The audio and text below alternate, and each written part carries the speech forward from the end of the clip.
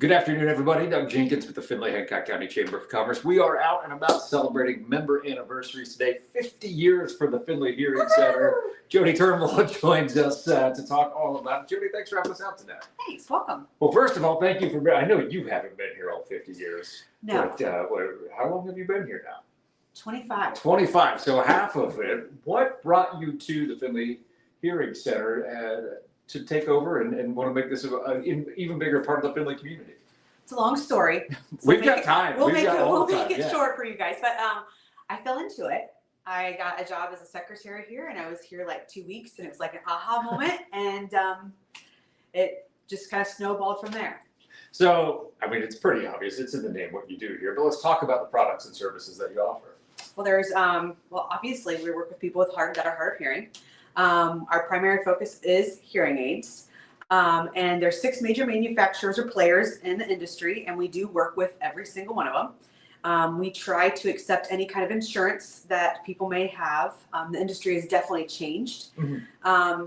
When we talk about hearing aids are super cool. They're artificially intelligent, so they're very fast processing circuits. They have a kind of a memory for a patient. Mm-hmm. They have fall alerts, so if a patient falls down, it'll alert their family. There is a little bit of setting that up, but we can help them. It translates languages, it transcribes things. So if you have to go to the doctor and the kids want to know what's going on, you can hit record and it'll record it, and then you can email it to your kids. So hearing aid is just not a hearing aid anymore. It's very high tech. You can talk on the phone without holding your hand, holding the phone with your hands. You don't even have to touch the hearing aid if you don't want to. It's amazing how much the technology has progressed in just 2.5 decades. Well, what were you dealing with then? Analog hearing aids that we had to solder. Oh, were you doing the solder? I did. There you go. But I only did it for just a very short time, and I absolutely hated it. And then it snowballed to tone pots. And then they came out with programmable, and then digitally programmable, and then digital, and then nano, and then it took a huge leap, and now we're into artificial intelligence. So we've gotten past the part where like grandpa's hearing aid causes the squeal in the room when it's turned up too high. It's amazing to think about. Just walking into the lobby, there's the telephone with it's got the screen, and you can read the telephone, and that's a free thing. That's amazing. That's a free thing. So most people have paid this all their life at tax, and so if they have a hearing loss, they can come in. If they just get a hearing test done, we just need to know you have a hearing loss to qualify for it, and then the girls will send over the information for you. Oh, that's amazing. So you definitely want to come and get screened for that.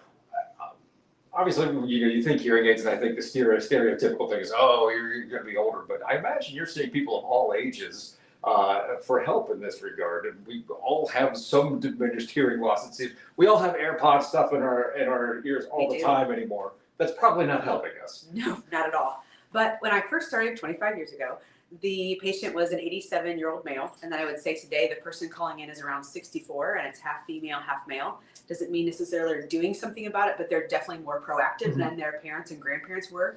And with a hearing loss, early detection and early fit is key. What are some of those early signs that maybe you should come in and have an evaluation? I always tell people we fix but yeah, turn the TV up. Kind of withdrawing from crowds and going out to dinner with spouse and family because the background noise is too loud. And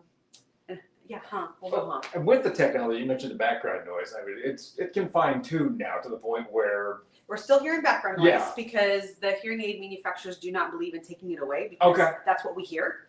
Okay, and if we take away that ambient noise, almost like it's a feeling of. That's a good point. Yeah. There's no.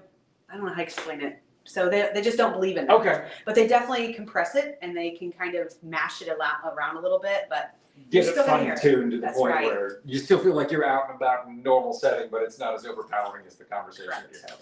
That makes a lot of sense. So there you go. You know when to do it, or when you know when to come in to have that conversation. If someone wants to come in for a conversation for themselves, for a parent, what's the best way to get in touch with you? Call the office. We do have 2 locations. So we have one here in Findlay and one in Upper Sandusky. So just call the 419-422-5242 number. And if you want to check us out before you call, you can go to our website at findlayhearing.com.